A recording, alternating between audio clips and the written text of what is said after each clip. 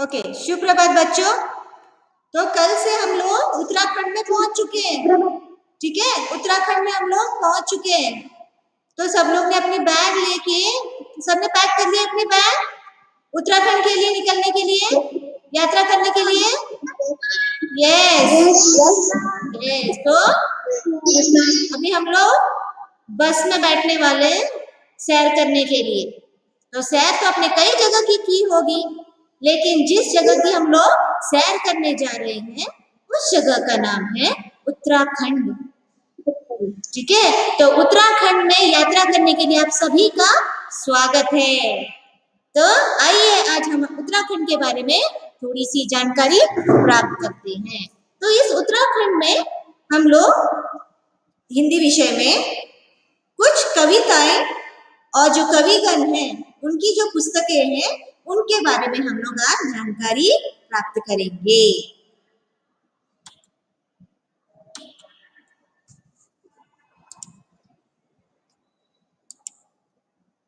ठीक है, तो इस चित्र में आप क्या देख सकते हो? एक या दो बच्चा सिर्फ जवाब देगा। क्या दिख रहा है? बस यस।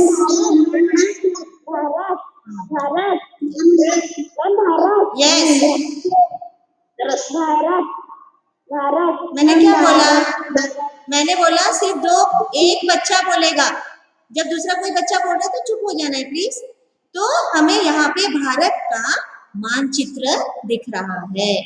यहाँ पे अलग अलग राज्य है, उत्तर से लेकर दक्षिण तक, पूर्व से लेके पश्चिम तक। यहाँ पे राज्य है, 28 राज्य है। ठीक है, तो यहाँ पे आपको नीचे हमारा कर्नाटक है। यहाँ पे लाल रंग आपको नीचे दिख रहा है, दक्षिण की ओर नीचे लाल रंग का छोटा सा भाग, हाँ वहां पे हमारा कर्नाटक है। ठीक है, और ये चित्र में एक और आपको भारत का मानचित्र दिख रहा है, और यहाँ पे गुलाबी रंग से गोला बनाया गया है। देखो, हाँ गोला बनाया गया है, वह है हमारा उत्तराखंड। उत्तराखंड है। तो हमारे कर्नाटक से लेकर उत्तराखंड तक बहुत दूरी है। इसकी जो लंबाई, जो दूरियां है वो बहुत अधिक है, बहुत समय लगता है हमको वहां पे पहुंचने के लिए। तो उत्तराखंड बहुत ही सुंदर जगह है। तो ये जो उत्तराखंड है यह यूपी का पहले राज्य था। ठीक है, उत्तर प्रदेश का यह एक विभाजित राज्य है, इसे अलग कर दिया गया। कब? तो बोलना 9 नवंबर 2000 को। 9 नवंबर 2000 में इस उत्तराखंड की स्थापना हुई, अलग राज्य के रूप में विभाजित किया गया इस राज्य को। तो इस उत्तराखंड को पहले उत्तरांचल भी कहते थे। ठीक है, तो इस उत्तराखंड को पहले उत्तरांचल कहते थे, और इस उत्तराखंड को हम लोग देवभूमि भी कहते हैं। क्या आप लोग जानते हो कि इसे देवभूमि क्यों कहा जाता है? वन ऑफ यू कोई एक जवाब दो प्लीज। क्योंकि वहाँ मंदिरों यस बहुत अधिक मंदिर है। हाँ, वहाँ पे मंदिरों का बहुत सारे मंदिर है, भगवान का वास होता है वहां पे। ठीक है, इसीलिए। और वहां पे जो केदारनाथ, गंगोत्री और यमुनोत्री जो 4 धाम माने जाते हैं, लोग वहां दर्शन करने के लिए जाते हैं। और वहां की 2 भाषाएं हैं, गढ़वाली और कुमानी। गढ़वाली और कुमानी, और सबसे जो मुख्य भाषा जो थी, प्राचीन भाषा संस्कृत भाषा वहां पे बोली जाती है उस उत्तराखंड में। ठीक है, आगे देखेंगे। इस भारत के मानचित्र में हम लोग बहुत सारे पर्यटक स्थल देख सकते हैं, लोकगीत देखते हैं, लोक नृत्य देख रहे हैं हम लोग, अनेक मंदिर है, वाद्य है, अनेक त्योहार मनाए जाते हैं। Please stop talking.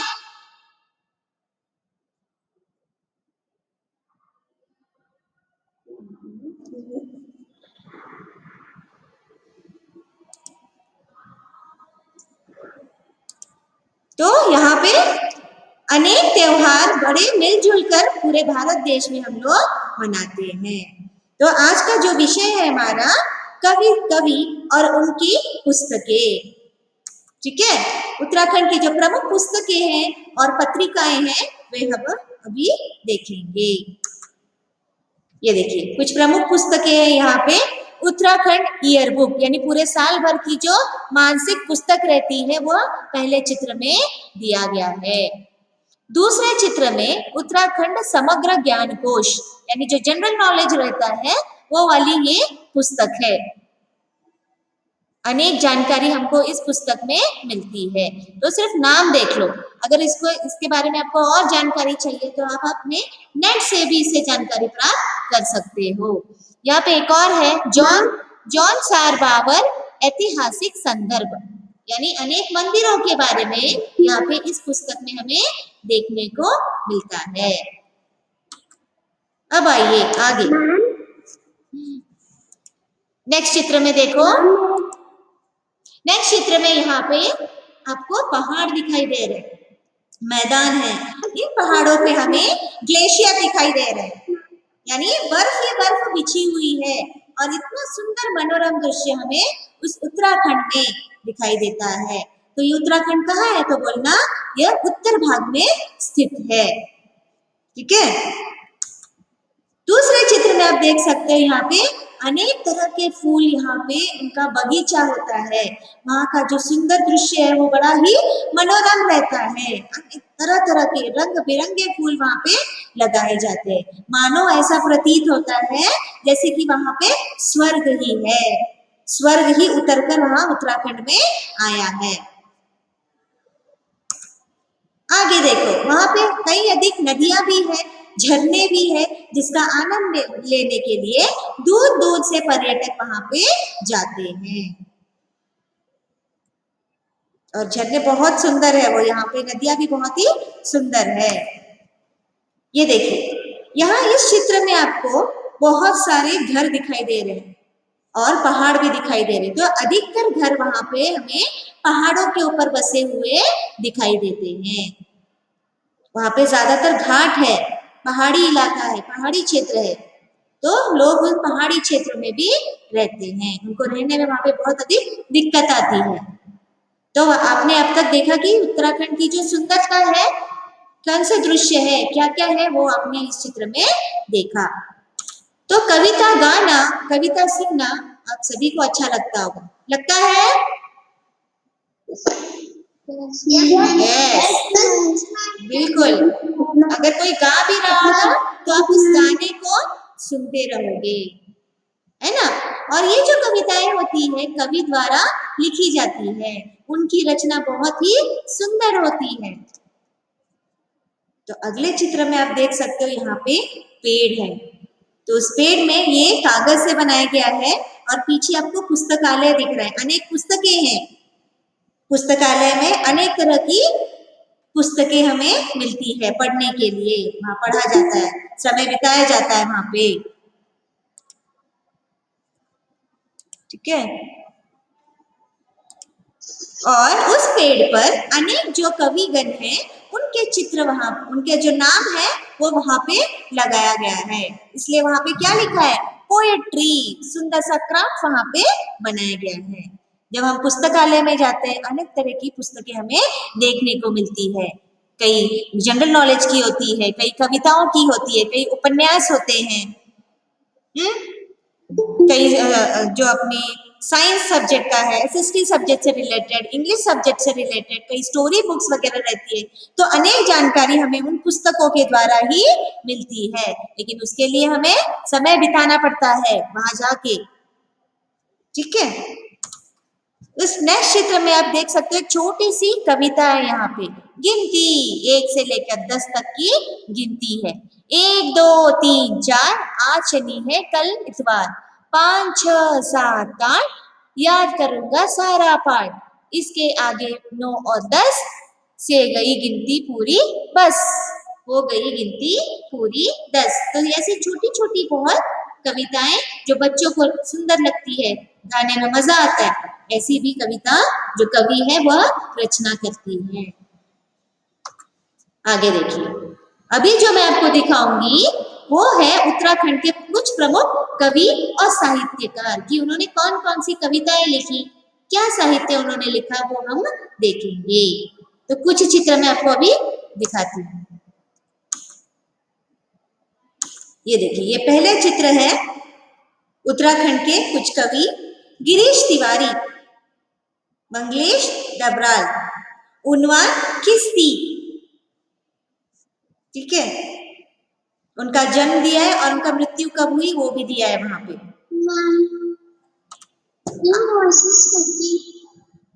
उसके बाद वीरेन दगवाल, लीलाधर जगोदी और शैलेश मिथियानी, ये कुछ प्रमुख कवि है।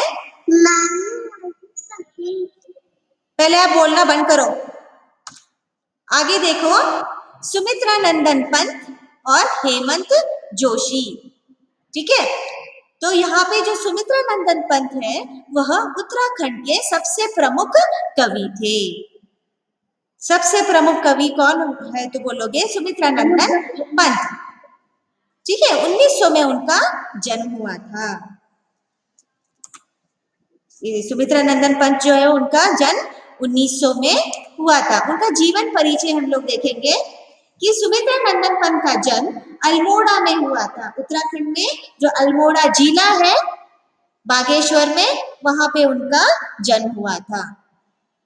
तो उनका जन्म कब हुआ था तो बोलना 20 मई को 1900 में उनका कोसानी में जन्म हुआ था। तो इनके जन्म के पश्चात यानी बाद में इनकी माँ का देहांत हो गया। देहांत यानी उनकी मृत्यु हो गई उनकी माता की। तो उनको पाला पोसा किसने? दादी जी ने उनको पाला पोसा। तो सुमित्रा नंदन के पंत के जो पिता थे उनका नाम गंगादत्त पंत था। गंगादत्त पंत था और ये गंगादत्त पंत की 8वीं संतान थी। संतान यानी उनके 8वें ये लड़के थे, बच्चा था ये 8वां। ओके, उसके बाद सुमित्रा नंदन पंत का जन्म स्थान कौसानी में खूबसूरत जगह है कि यहाँ प्रकृति से प्रेम होना स्वाभाविक था। उनका जन्म जो उत्तराखंड में हुआ था तो वहाँ की जो मनोरम जो दृश्य है, जो खूबसूरती है, अवश्य ही उस सुंदरता को देखकर, वो प्रकृति की जो सुंदरता है उसे देखकर अवश्य प्रेम होना ही था। तो उससे प्रेरित होकर उन्होंने कविता लिखना शुरू किया। तो इसीलिए इनकी रचनाओं में भी झरना, बर्फ, पुष्प, लता, भ्रमर, गुंजन, उषा, किरण, शीतल पवन, तारों की चुनरी, ओढ़े गगन की उतरती संध्या, तो ये सारे जो विषय हैं वे अपनी कविता में रचते हैं क्योंकि उनको प्रकृति से बहुत अधिक प्रेम था और वे उसी में पले बड़े थे। तो वे प्रकृति से उन्हें बहुत ही अधिक प्रेरणा मिली, ठीक है। तो इन्हीं सब काव्यगत विशेषताओं के कारण इनको प्रकृति का सुकुमार कहा जाता है। प्रकृति का सुकुमार यानी जो प्रकृति का पुत्र है। तो सुमित्रा नंदन को प्रकृति का पुत्र भी कहा जाता है जो वो कविता लिखते थे। यस,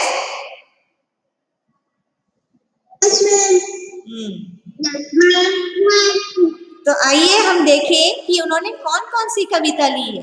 तो मैंने थोड़ी बहुत उनकी कविता ली है। जीना अपने ही में, जीना अपने ही में एक महान कर्म है, जीने का हो सदुपयोग यह मनुज धर्म है, अपने ही में रहना एक प्रबुद्ध कला है, जग के हित में रहने में सबका सहज भला है, जग का प्यार मिले जन्मों के पुण्य चाहिए, जग जीवन को प्रेम सिंधु में डूबता चाहिए, ज्ञानी बनकर मत नीरस उपदेश दीजिए, लोक कर्म भव सत्य प्रथम सत्कर्म दीजिए। तो ये छोटी सी पंक्तियां जो है वह सुमित्रा नंदन पंत द्वारा लिखी गई है। कविता जरूरी नहीं कि उसी बस पढ़ते जाओ। कविता जो है जब आप उसको गाते हो, उसमें जब अपनी धुन लगाते हो तब उसे गाने में, उसे बोलने में ज्यादा मजा आता है। तो आप भी कोशिश कीजिए कविता गाने की, उसे अपनी धुन लगाने की, ठीक है। जैसे यहाँ पे कर्म लिखा है और दूसरे पंक्ति में धर्म लिखा है, तो समान लय वाला शब्द है वहां पे कर्म धर्म। यस, दीजिए, कीजिए।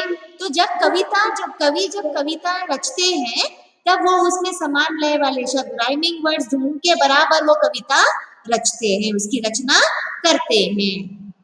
और दो कविता छोटी छोटी दी है वहां पे, उन्होंने लिखी है यहाँ पे। मैंने छुटपन में छिपकर पैसे बोए थे, सोया था पैसों के प्यारे पेड़ उगेंगे, रुपयों की कलदार मधुर फसलें खाएगी, और फूल फलकर मैं मोटा सेठ बनूंगा। इनके 4 पंक्ति उन्होंने अपने अपने विचार वहां प्रकट किए हैं। स्त्री के बारे में 2 और पंक्तियां लिखी है, और लाई हूं फूलों का हास, यह उन पंक्तियों द्वारा लिखा गया है। आगे देखिए, सुमित्रा नंदन के जो प्रमुख जो कवि है उत्तराखंड के, उसके बारे में अपनी थोड़ी सी कविता देखी और उनकी जीवनी देखी कि उनका जन्म कहाँ हुआ था, कब हुआ था, ठीक है, उनके पिता का नाम क्या था और उन्होंने प्रकृति से प्रेम क्यों था, उसके बारे में हमने छोटी सी जानकारी हमने आपको दी। तो अभी जो मैं आपको चित्र दिखा रही हूँ, ये भारत देश के सारे कवियों के चित्र है और उनसे संबंधित जानकारी है। तो आपके सामने जो चित्र है, इनका नाम है महादेवी वर्मा, और ये कवित्री थी। कवि पुल्लिंग शब्द है और कवियत्री स्त्रीलिंग शब्द है। ये भी कविताएं बहुत सारी लिखती थी। इनका नाम क्या था? महादेवी वर्मा। क्या नाम था? महादेवी वर्मा। तो उनकी एक, बिल्कुल वर्मा नहीं, वर्मा, ठीक है। तो उन्होंने एक छोटी सी कविता लिखी है जो मैंने ली है कविता, जीवन दीप। किन उपकरणों का दीपक किसका जलता है तेल, किसकी भरसी कौन करता इसका ज्वाला से मेल। तो बहुत सारी यहाँ उन्होंने पंक्तियां लिखी है, मैं हर चीज पढ़ के नहीं सुना सकती, लेकिन जानिए कि महादेवी वर्मा भी भारत देश की एक महान कवियत्री रह चुकी थी। ओके, अभी जो चित्र दिखाई दे रहा है, इनका नाम है हरिवंश राय बच्चन। तो जैसे ही मैंने बच्चन बोला तो आपको समझ में आ गया कि मैं किसके बारे में बोल रही हूँ। अमिताभ बच्चन के पिताजी, बिल्कुल, अमिताभ बच्चन के ये पिताजी है, ये कवि थे, लेखक थे। तो इनसे प्रेरणा लेकर अमिताभ बच्चन ने भी बहुत सारी कविताएं उन्होंने लिखी है, पुस्तकें भी उन्होंने लिखी है। तो उनको प्रेरणा अपने पिताजी से ही मिली है। उनका नाम था हरिवंश राय बच्चन। क्या कितना सुंदर 4 वाक्य लिखा है, देखो। तू न थकेगा कभी, तू न रुकेगा कभी, तू न मुड़ेगा कभी, कर शपथ कर शपथ कर शपथ, अग्निपथ अग्निपथ अग्निपथ। तो ये जो अग्निपथ वाला शब्द है आपने सुना होगा अमिताभ बच्चन के पिक्चर्स में। तो वे अभिनय भी करते हैं, कविता भी रचते हैं, कई पुस्तकें भी लिखते हैं, साहित्य। यस, यस, अमिताभ बच्चन जी के ये पिताजी है, उनका नाम हरिवंश राय बच्चन है। एक और बहुत ही सुंदर कविता है जो कि आपने सुनी होगी। तो क्या नाम है उनका? कोशिश करने वालों की, आगे बोल सकते हैं इसके क्या वर्ड होगा, शब्द क्या होगा? बिल्कुल बिल्कुल, यस, बिल्कुल, यस, यस। अभी तो मैं आपको एक 4 पंक्तियां गा के सुनाती हूँ, सुनिए। लहरों से डरकर नौका पार नहीं होती, कोशिश करने वालों की कभी हार नहीं होती। नन्ही चींटी जब दाना लेकर चलती है, चढ़ती दीवारों पर 100 बार फिसलती है। मन का विश्वास रंगों में साहस भरता है, चढ़कर गिरना गिरकर चढ़ना न अखरता है। आखिर उसकी मेहनत बेकार नहीं होती, कोशिश करने वालों की कभी हार नहीं होती। बिल्कुल बिल्कुल, जो तो मैंने जो ये कविता गाई है, ये कविता याद रखना कि ये कविता हरिवंश राय बच्चन जी ने लिखी थी अपने शब्दों में। बहुत ही सुंदर कविता है कि जो कोशिश करता है उसकी कभी हार नहीं होती, निरंतर प्रयास हमें करते रहना चाहिए। तो उन कविताओं में भी उनका एक उपदेश रहता है, वे हमें शिक्षा देते हैं कि कुछ सीख लीजिए इन कविताओं के द्वारा। ठीक है, आगे इस कवि का नाम है जयशंकर प्रसाद। इस कवि का नाम है जयशंकर प्रसाद। बीच बीच में मत बोलिए प्लीज। तो ये जो जयशंकर प्रसाद है, इनकी भी कविताएं यहाँ पे कुछ दी है। यह आज भैरवी आई उषा सी आंखों में कितनी, मादकता भरी ललाई है, कहता दिग्गन से मलय पवन, प्राची की लाज भरी चितवन, है रात धूम आई मधुबन, यह आलस की अंगराई है, लहरों में यह क्रीड़ा चंचल, सागर का उद्वेलित अंचल, है पोंछ रहा आंखें छल छल, किसने यह चोट लगाई है। ठीक है, एक और कविता है यहाँ पे, अंबर पनघट में डूबो रही। तो कुछ कविता मैंने यहाँ पे पीपीटी के लिए इस्तेमाल की है।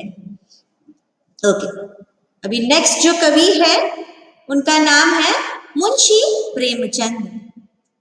तो उन्होंने भी कई पुस्तकें लिखी, उपन्यास लिखे, जो कि आज भी प्रसिद्ध है।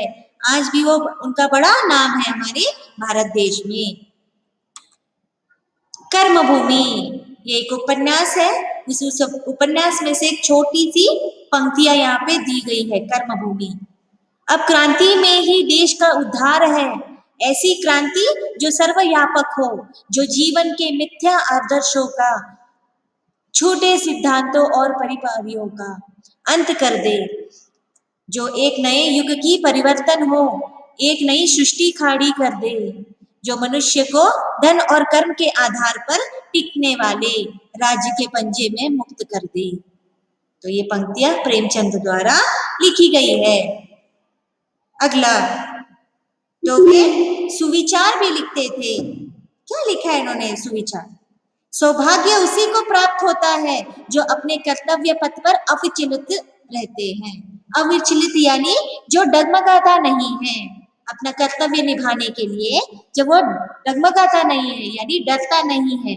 सौभाग्य उसी को प्राप्त होता है, यश उसी को प्राप्त होता है जो डरता नहीं है, अपने पथ पर निरंतर चलता जाता है। तो ये जो वाक्य है, ये जो सुविचार है, ये मुंशी प्रेमचंद द्वारा लिखा गया है।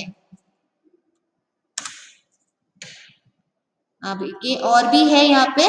तो यहाँ पे उनका जन्म दिया है 1880 में, 1880 में उनका जन्म हुआ था। ठीक है, कला केवल यथाय की नकल का नाम नहीं है। कला दिखती तो यथाय है, पर यथार्थ तो होती नहीं, उसकी खुशी होती है कि यथार्थ मालूम हो। तो ये कुछ पंक्तियां उन्होंने लिखी है। आगे किनका चित्र है ये? रविंद्रनाथ टैगोर। बिल्कुल, Rabindranath Tagore. Yes yes yes, Rabindranath Tagore ji है। ये बंगाल के रहने वाले थे।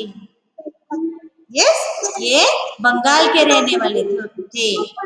यस, और इनका जन्म 1861 में हुआ था। तो ये कवि के साथ साथ संगीतज्ञ थे। संगीत में भी उन्होंने महान उपाधि प्राप्त की थी, बहुत सारी उपलब्धि उन्होंने ली थी। साथ ही में वे चित्रकार भी थे, ड्राइंग्स वगैरह बहुत सुंदर बनाते थे, और शिक्षक भी थे। ठीक है, तितली महीनों की नहीं क्षणों का हिसाब रखती है, इसीलिए उसके पास समय ही समय होता है। तो ये पंक्ति भी रविंद्रनाथ टैगोर ने ही लिखी है कि जो तितली है वो महीनों का हिसाब नहीं करती, वो क्षणों का यानी एक एक मिनट का, एक एक सेकंड का वो हिसाब रखती है। ठीक है, तो उसके पास समय ही समय होता है।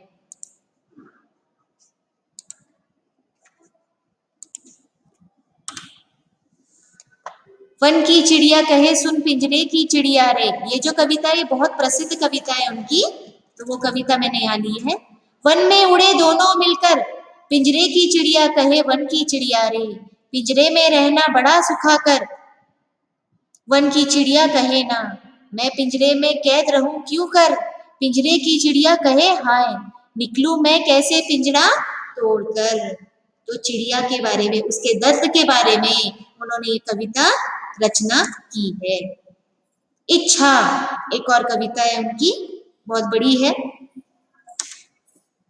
उसके बाद आप में से कोई एक लाइन पढ़िए, कोई एक पढ़िए, क्या लिखा है?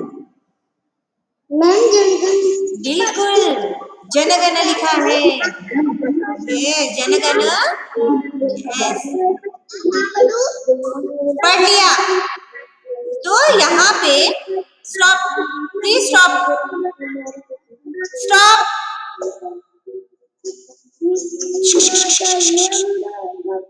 तो यहाँ पे जो कवि जो लिखा गान लिखा है, राष्ट्रगीत लिखा है यहाँ पे, यह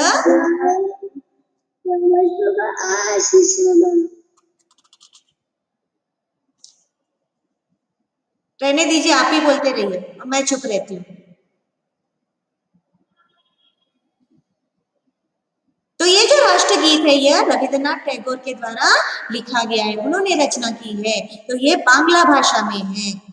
तो आज जो हम लोग राष्ट्रगीत गाते हैं एवरीडे अपने स्कूल में 15 अगस्त पे, 26 जनवरी पर, तो उनको याद करके यह गाना गाते हैं। नेक्स्ट, ये भी सुविचार है रविंद्रनाथ टैगोर द्वारा। विश्वविद्यालय महापुरुषों के निर्माण के कारखाने हैं और अध्यापक उन्हें बनाने वाले कारीगर है। तो विश्वविद्यालय जो कॉलेजेस में जो महापुरुष है, आज के युग के जो महापुरुष है, जो लीडर्स है, उनको निर्माण करने के लिए, उनको बनाने के लिए कौन जिम्मेदार है? आपके जो अध्यापक है, जो गुरु है, उनको बनाने के लिए ये जिम्मेदार है। तो कारीगर है, कारीगर यानी जो काम करता है, जो उस चीज को बनाता है, तो अध्यापक उन्हें बनाने वाले कारीगर है, महापुरुषों को बनाने वाले। तो आप लोग जब बड़े होंगे, आप लीडर्स बनोगे, एक बड़े ओहदे पे पहुंचोगे, तो उसके पीछे किसका हाथ होगा? आपके माता पिता का, आपके गुरुजनों का हाथ होगा, है कि नहीं? तो हम लोग आपको बिल्कुल बनाने वाले, हम लोग कारीगर है, निर्माण करने वाले। तो कितना सुंदर तरीके से इन्होंने यह वाक्य की रचना की है। विश्वविद्यालय महापुरुषों के निर्माण के कारखाने हैं और अध्यापक उन्हें बनाने वाले कारीगर है। पिंजर एक और कविता है, पिंजर करके। यस, जो हमने बहुत मिलती जुलती है, ये गाना है जो रविंद्रनाथ टैगोर द्वारा ही लिखा है। तो मैं चाहती हूँ कि मैं गाऊं इस बार, सुनना चाहोगे? हाँ, यस यस, तो बिल्कुल चुप रहना, बिल्कुल चुप रहना प्लीज। हम होंगे कामयाब, हम होंगे कामयाब, हम होंगे कामयाब एक दिन, ओहो मन में है विश्वास, पूरा है विश्वास, हम होंगे कामयाब एक दिन।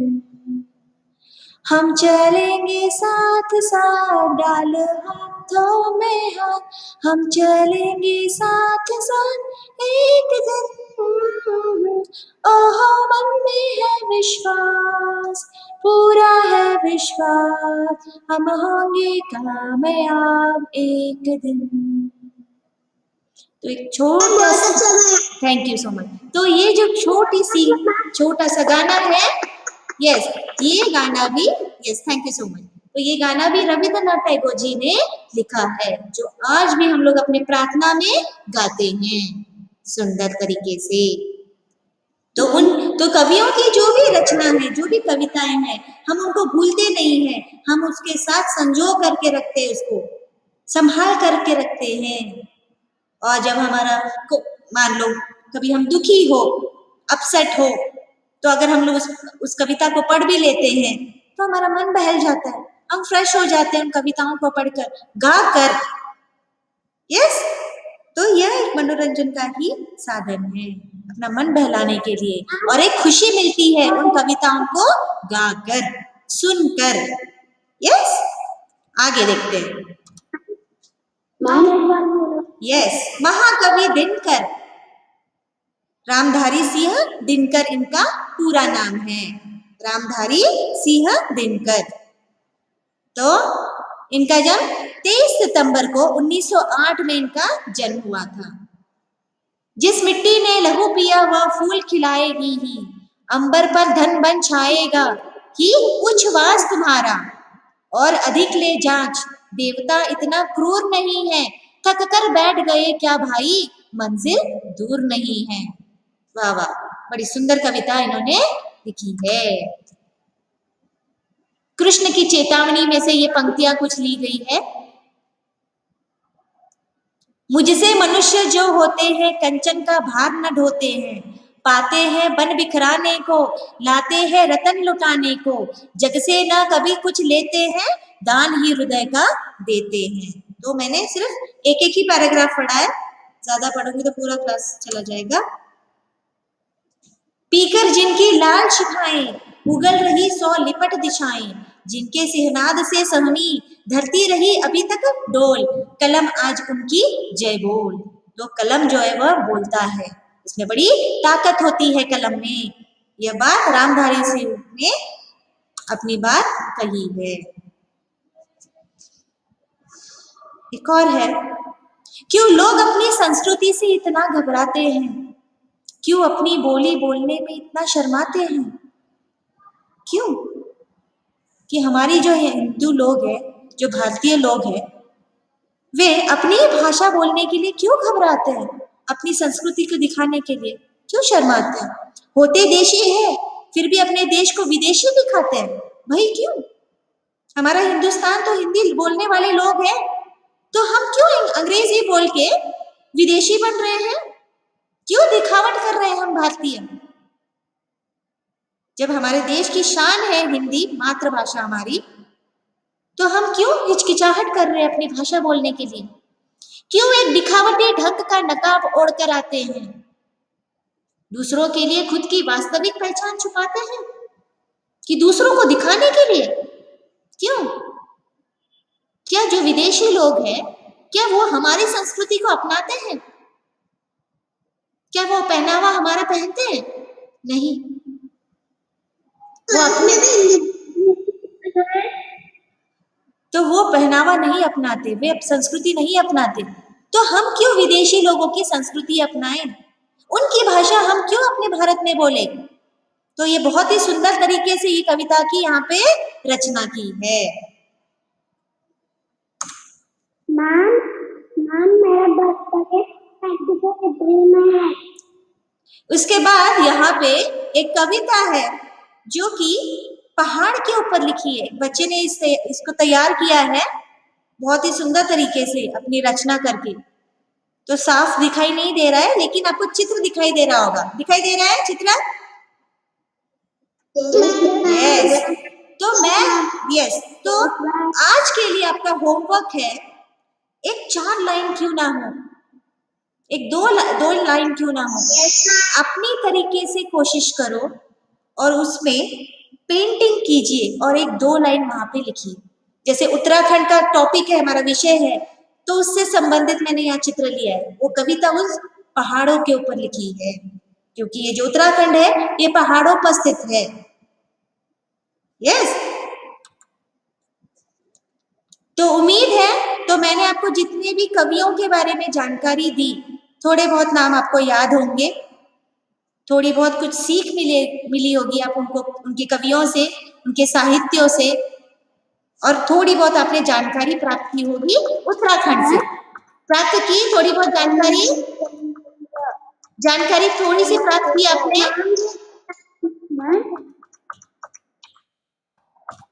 है ना। बहुत ही सुंदर है ये उत्तराखंड राज्य है। यस। और ये 27वां राज्य है और इसे देवभूमि कहा जाता है।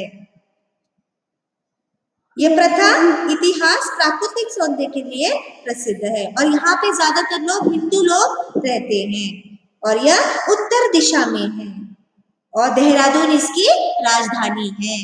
उत्तराखंड की राजधानी देहरादून है। यहाँ पे गंगा यमुना नदी का विकास उद्गम वहां पे हुआ था। तो यहाँ पे 86% जो है वो पहाड़ों पे लोग रहते हैं और 65% जो लोग हैं वे जंगल में रहते हैं, यानी जहाँ पे ज्यादातर अधिकतर पेड़ है वहां पे उन इलाकों में यहाँ पे लोग रहते हैं। ठीक है? Yes, ma'am. Ma'am. वेट